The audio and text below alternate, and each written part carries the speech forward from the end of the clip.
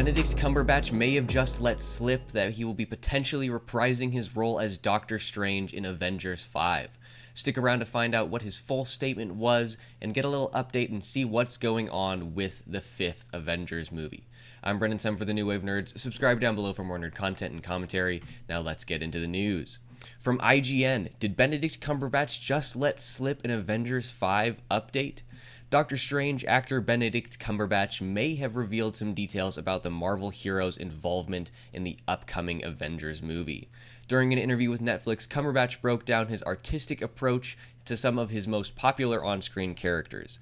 Key among Cumberbatch's iconic roles were Sherlock Holmes in BBC's Sherlock, Smaug in The Hobbit, and of course Doctor Strange in the Marvel Cinematic Universe. During his segment on Doctor Strange, Cumberbatch let it slip that his character may be involved in Avengers 5 in some capacity. Cumberbatch said, "It's been a pretty lovely relationship with Marvel ever since being cast. I'm very much looking forward to Avengers next year, which is cooking up a storm." So there's a couple of things we can potentially glean from this. For one, the previously mentioned possibility of Strange's return, which would be in line with the previous Deadline report that said Avengers 5 could see more than 60 MCU characters reprising their roles. Secondly, if the first is correct, that could mean that Avengers 5 is still set to head into production next year, despite some of the behind-the-scenes creative issues. We should note it's also possible that Cumberbatch may have misspoke. IGN has reached out to reps for Cumberbatch in Disney for further clarity. So this is pretty interesting to me. I mean, I sort of assumed that Benedict Cumberbatch would be appearing in Avengers 5. I don't know if this is necessarily, a newsworthy story, at least that aspect of the statement, or at least that implication of the statement. I don't know why anybody would assume that he wouldn't reprise his role. He's a massive character. He's incredibly popular. The first Doctor Strange went over famously, and as well as, his other appearances have been pretty highly rated as well. Everybody seems to like Benedict Cumberbatch's Stephen Strange. So it's not necessarily a shocker to me that he will allegedly be appearing in the film, but I do like the second aspect that IGN points out here, that it means that potentially Avengers 5 is still set to head into production next year. That is curious to me. To be honest with you, I don't necessarily believe that. I think it's going to get delayed again. I don't imagine that we're going to be seeing this anytime soon. We know that they're rolling back their release schedule a lot, and we know that a bunch of their other projects have had issues behind the scenes creatively as well. So personally, I don't think that this is going to head into production next year. I don't foresee this moving along as planned. They've already delayed it once. There's no reason they won't delay it again. But it is interesting that with the report that the movie itself will contain 60 MCU characters. Naturally, that leaves a large question as to what is going to be going on with this movie following the ouster of Jonathan Majors as Kang the Conqueror. Personally, I know there's a lot of people who believe that they should just recast John Majors. It's early enough along. He hasn't been seen in all that much that we could feasibly recast him and it wouldn't cause that much of a kerfuffle. I believe for a while there, Coleman Domingo was rumored to be in talks to play the part. But truthfully, personally, I hope we just move away from Kang entirely. If I'm going to be completely honest with you, I was not very satisfied with what we've seen of him thus far. Now, don't get me wrong, I think Loki seasons 1 and 2 are really, really well done. I think the story of season 1 is perhaps better, but I really enjoyed the cinematography of season 2. I thought it was much more beautiful than the first season. So I really enjoy that show, even though, as I've mentioned before on the podcast, that I don't necessarily like the fact that it exists. I think it's a great show. I still maintain that Loki should have been, shuffled off following his untimely demise in, Avengers Infinity War, when he's shuffled loose his mortal coil by Thanos. I think, truthfully, that is where his character arc should have ended. I thought they wrapped it up in a nice little bow, and I maintain that, to me, it still feels like they just brought back Loki because he's a fan favorite. Now, granted, his story has obviously had a large impact on the entire MCU, but personally, that's just what it feels like to me. But obviously, like I said, I still think the show is great.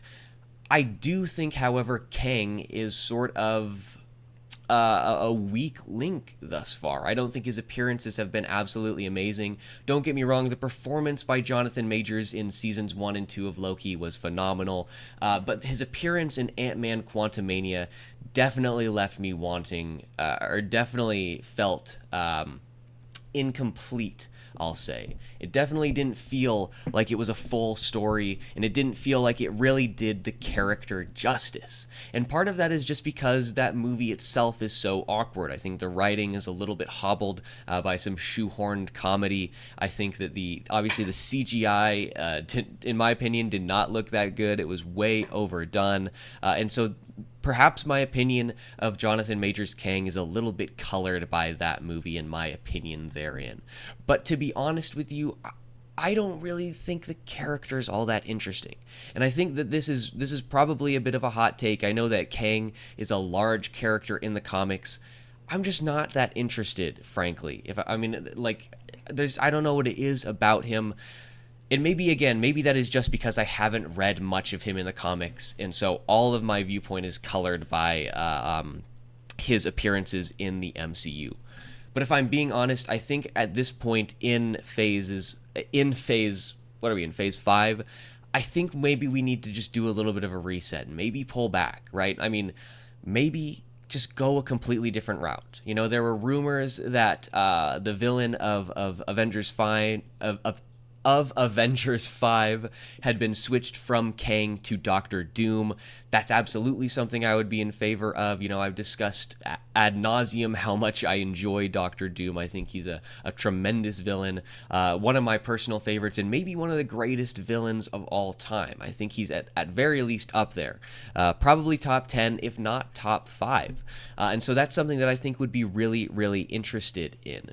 And if Benedict Cumberbatch is going to be appearing in Avengers 5, I think that could be a really interesting dichotomy. You can set up the relationship between these two, and maybe eventually we'll get a series that follows the Doctor Strange, Doctor Doom, Torment and Triumph comic. I think that would be really, really interesting. That's also another way to reintroduce Mephisto. I almost said somebody else for a second there. But that would be a way to introduce him, you know, a villain that people have been asking for a while. There's been much speculation for years now as to the introduction and appearance of Mephisto. I don't know why I forgot his name a second time. That was bad. But there's been many rumors going back to prior to the release of WandaVision, right, which I believe came out in 2020, I want to say. 21, sorry. So for at least 3 years now, presumably before that, I guess I don't know on the date that this released. January. So yeah, for probably about 4 years since this show has been in production, there's been rumors and speculations that Mephisto would be appearing in the MCU. And I think that would be a really, really interesting way to do it. But obviously, this is all conjecture. This is all speculation. There have been no official updates on Avengers 5. At this point, they don't even have a director. So clearly, everything is still pretty much up in the air. But I just don't think Kang is the way to go here anymore. I think they sort of fumbled a little bit. And then also there's the awkward nature of the past of Jonathan Majors, or what is now the past of Jonathan Majors. I think you're in a bit of an awkward spot. Now, don't get me wrong, obviously recasts have been done in the MCU prior to this, and in many cases they've been done for the better. Most notably, Don Cheadle's War Machine / Iron Patriot. That was the first one, being swapped out for Terrence Howard following of Iron Man 1. And then I guess technically that wasn't the first one, because technically before that, we swapped out Ed Norton for Mark Ruffalo as Bruce Banner. A change that I think I'm more or less in favor for. I liked Ed Norton in that. I didn't think he was... I mean, Ed Norton's just great in general. I think he mostly suffered from some of the awkwardness of that movie, but I think he did great. And so obviously recastings are not unheard of, both in the actual MCU and just in Marvel and superhero movies in general. Obviously, we've had multiple Batman, we've had multiple Spider-Men, and so it's not it's not impossible, it's not unlikely that they would just recast Kang. But I think at this point, maybe we should just move away and perhaps come back to him in future. But let's finish out the article from IGN here. Elsewhere in the Netflix interview, Cumberbatch also recounted how he almost couldn't play Doctor Strange due to a scheduling conflict during his theatrical run in Hamlet. Fortunately, they, likely Marvel in this context, shifted the whole kind of factory line to fit Cumberbatch's schedule. Cumberbatch also gave thanks to his superhero role for opening up doors for him to explore other roles that weren't solely for pop culture audiences. The joy of playing him has been immense, but also the joy of playing him means I can help and create and platform stories and writing and less commercial fare into being.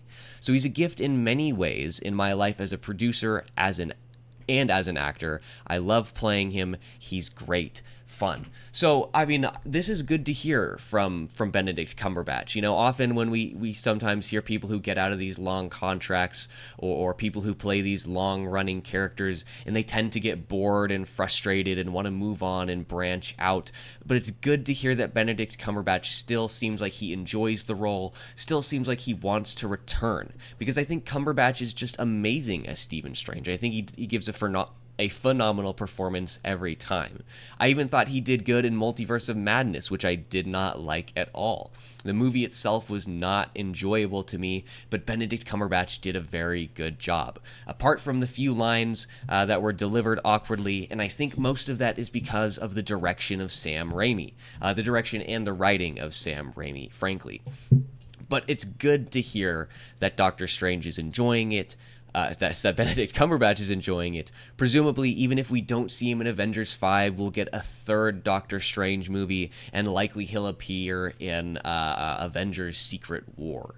So I'm glad to hear that he isn't completely frustrated, and that he's in fact grateful and thankful for his time as Doctor Strange. And I hope that he continues to move along in the MCU.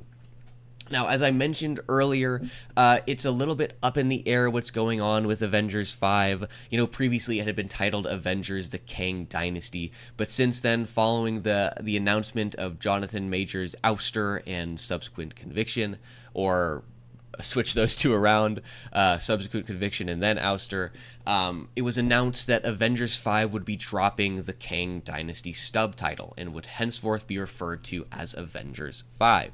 So that lends a little bit more credence to the idea that we're not going to be seeing Kang as the main villain, which again is something that I'm more or less in favor of. But there's also even more up in the air, right? We don't know the story, we don't know what's going on. The film itself does not even have a director at this moment in time. But we do have some potentials. There's a possibility. So we have this article from Deadline. With Deadpool and Wolverine set to save summer, Shawn Levy tops list to direct Marvel's next Avengers movie. Why is there a question mark there, I wonder? Anyways, exclusive, as Deadpool and Wolverine tracks huge ahead of its July 26 release and looms as a summer box office savior, we can reveal that director Shawn Levy is the top choice and is having early conversations to direct another Marvel Studios pick, the next Avengers movie. Deadline hears that Levy has been given the latest script by Michael Waldron, though sources add that he has not given an answer on whether he will take the job, and the studio is still planning to meet with other directors while they wait on a decision from him. Marvel Studios could not be reached for comment. We can't say for sure that Levy will take the job. He expects to be heavily involved as a director and executive producer of the final season of Netflix's signature series Stranger Things, and there's also a Star Wars film in his future. Still, the prospect of Levy steering the next Avengers movies makes a hell of a lot of sense as Marvel boss Kevin Feige continues to sort out the next iteration of his superhero empire. So this is, you know, a choice that I guess I don't really have a strong opinion on right now.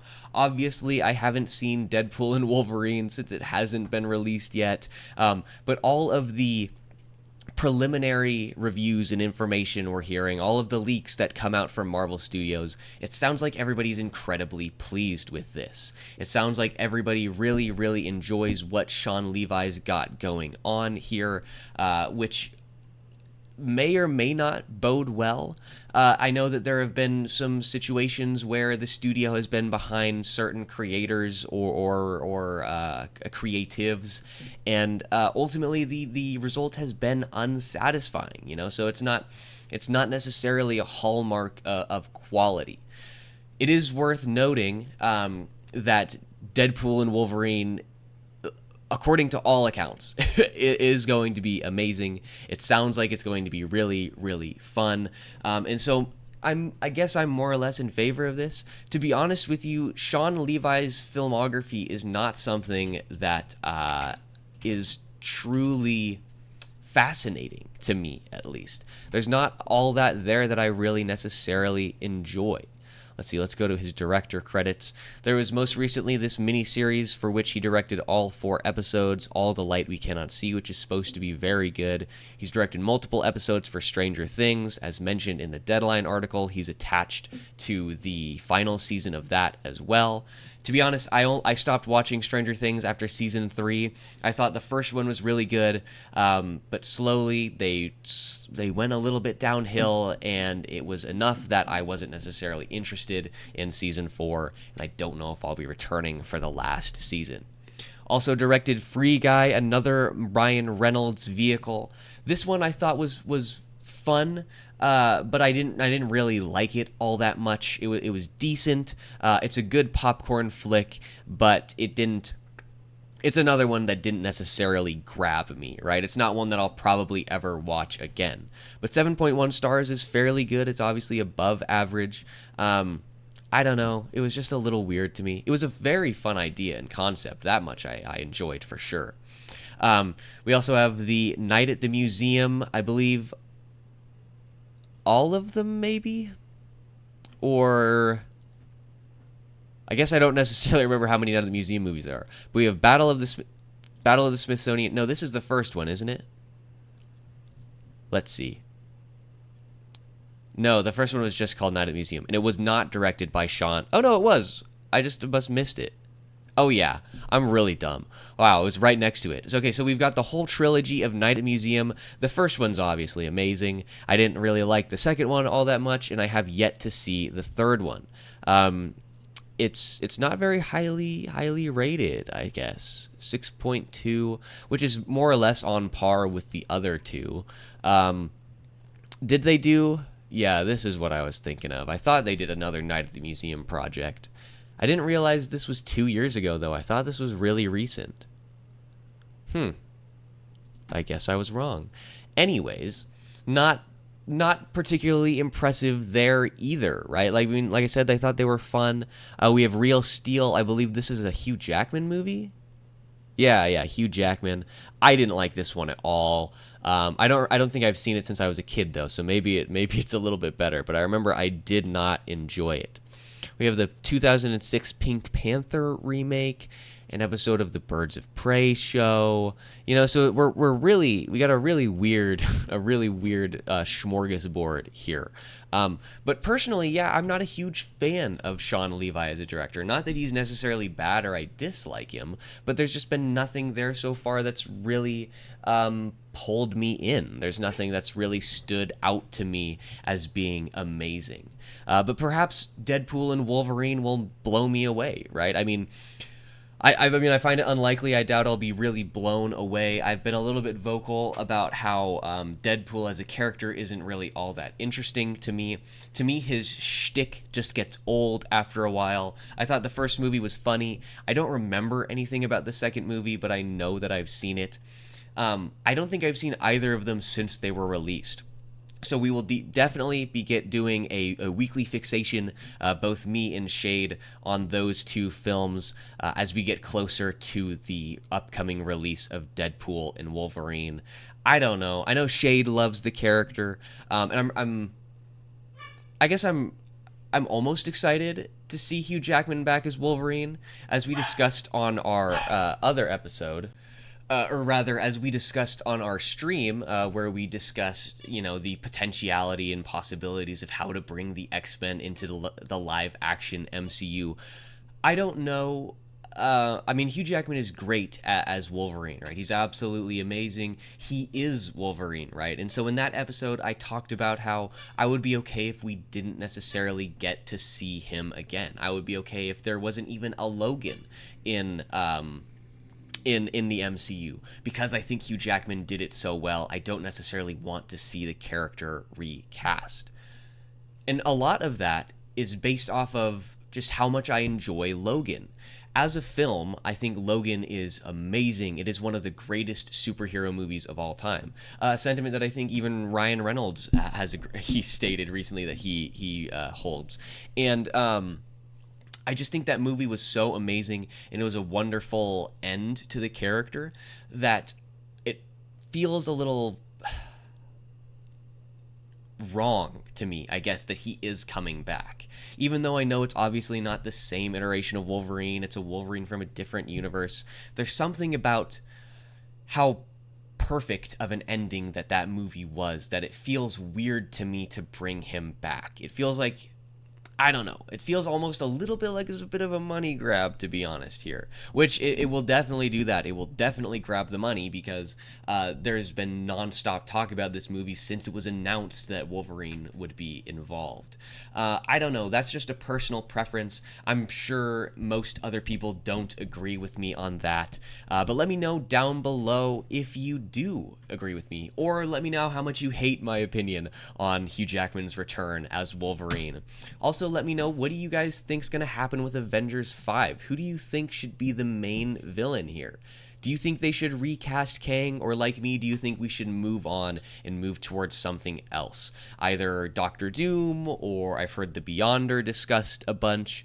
I don't know. Let me know down below. We will be back here tomorrow with another news segment, and I will see you guys then.